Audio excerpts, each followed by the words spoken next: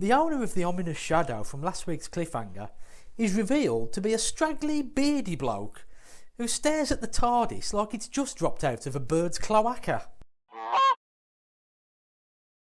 In a nearby cave, another caveman, Zar, furiously rubs his bone while what appears to be his entire community looks on.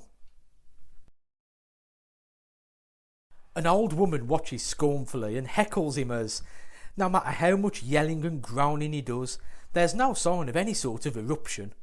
I mean, it's not surprising really. It must be hard enough to reach hot completion under the guise of your entire community without some old woman criticising your technique. It turns out, newcomer to the community, Cal, is sowing the seeds of discontent with Zar's leadership by bringing meat to the people while Zar rubs away fruitlessly.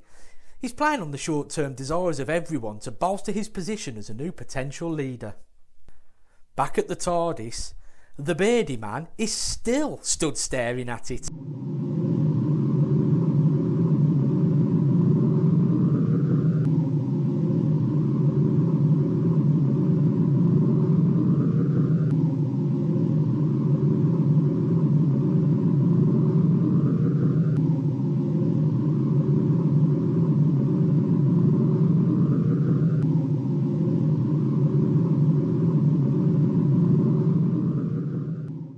Meanwhile, inside, Ian and Barbara groggily wake up with hangovers that they haven't even begun to comprehend yet.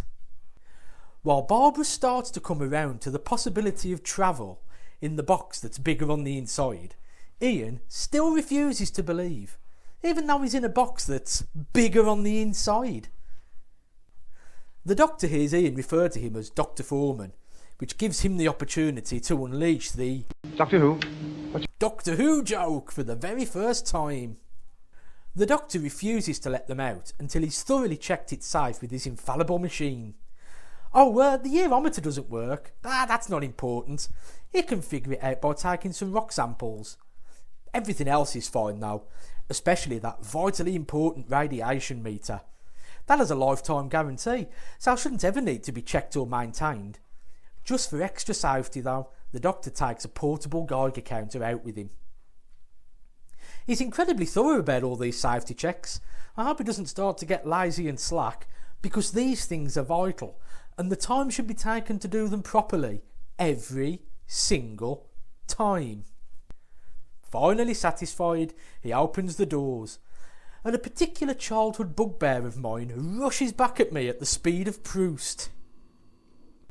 Right, so we see the doors open from the inside, and the outside of the white double doors is clearly the back of the roundels.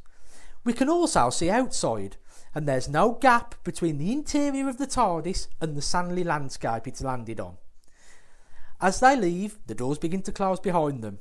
However, when we cut outside and the doors complete their closure, which is a nice bit of continuity by director Waris Hussein, they're the police box doors.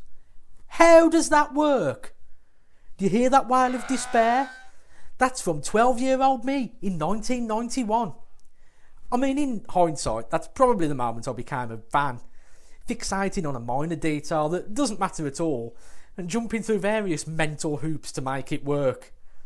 As they step out onto a completely new landscape, the last remnants of Ian's rational world fall away, leaving him on the precipice of an existential crisis. Luckily for him, Barbara's there to keep him grounded, because Barbara is awesome. Susan comments on how the TARDIS should have changed shape but hasn't. Its 100,000 year service is probably overdue. Ian makes a Doctor Who joke. Doctor Who? God, they're already running it into the ground. Looks like the Doctor picked the wrong day to start smoking. Ian, Barbara and Susan find the Doctor's belongings, including his merkin and the Haynes manual for the TARDIS. Back at the cave, the beardy guy, who's Cal, brings in the unconscious Doctor and starts claiming that he's full of fire. Piss and vinegar's probably closer to the truth, but that's less useful to these folk. The Doctor wakes up as Zara and Cal squabble over him like spoilt children over a new toy. Sorry, I mean, engage in a respectful and intelligent political debate.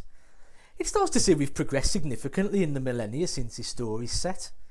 Anyway, as they bicker, he realises he doesn't have his matches. As Cal is made a laughingstock, Ian, Susan and Barbara mount a rescue attempt. It fails, and they are quickly captured. Cal takes a creepy interest in Barbara, before Tsar orders the 4 travellers to be taken to the Cave of Skulls. Tsar makes a point of old people not liking new things, which is reinforced by the old woman claiming that they don't need fire because back in her day she was fine without it. Conveniently, she doesn't hear anything from all those who weren't okay, because they're dead. In the titular Cave of Skulls, the travellers aren't impressed with the decor. The tribe clearly don't look after their belongings, as all of the skulls have been split open.